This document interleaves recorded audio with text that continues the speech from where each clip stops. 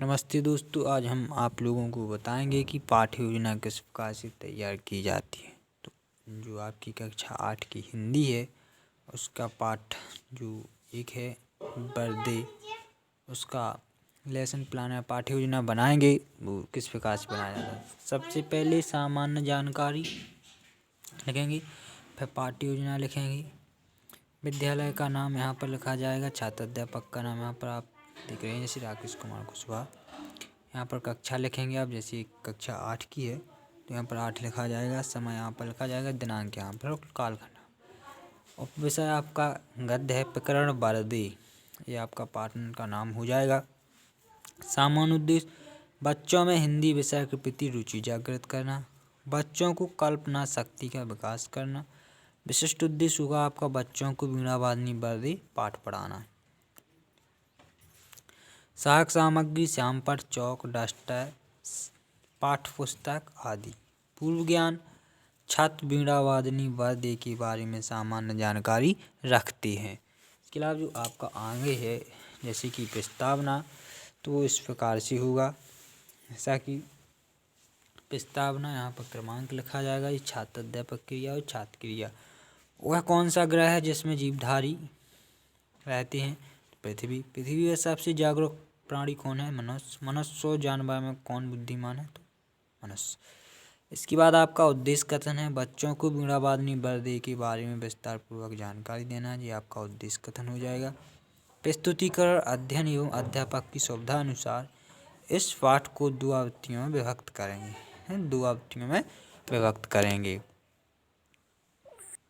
यहाँ पर देखते हैं कि प्रथम आवृत्ति है, यहाँ पर आप पाठ्य पुस्तक या पाठ्य वस्तु लिखेंगे और जो आपकी काव्यखंड है उसके हिसाब से इसमें क्या लिखेंगे, इसके हिसाब से आप यहाँ पर एक संकेत लिख देंगे पाठ में से कुछ पंक्तियों का। यहाँ पर छात्र अध्यापक क्रिया या छात्र क्रिया।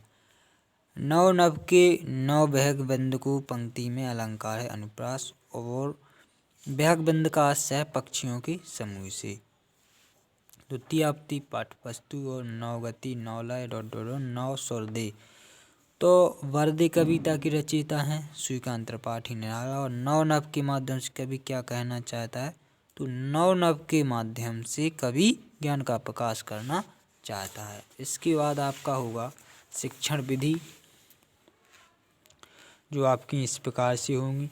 शिक्षण विधि होगी तो शिक्षण विधि में प्रश्नोत्तर विधि और स्पष्टीकरण विधि। श्यामपट्टकार यहाँ पर शब्द संपदा लिखा जाएगा, जैसे वर वरदान, वीणा वादनी माँ सरस्वती, नव यानी नया, अमृत यानी अमर। विचार विश्लेषण प्रश्न आपके होंगे, ज्ञान के प्रकाश का अर्थ लिखो, माँ सरस्वती की लीला का वर्णन अपने शब्दों में कीजिए।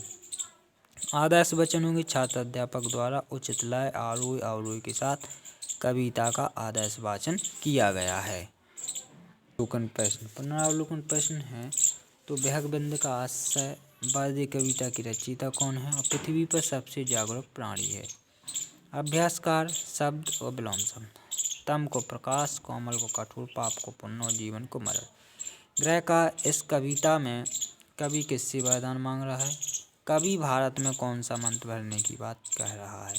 यहाँ पर हस्ताक्षर होंगे पर्यवेक्षक के, वहाँ पर हस्ताक्षर होंगे छात्र अध्यापक के। धन्यवाद। Please comment share and subscribe. Thank you.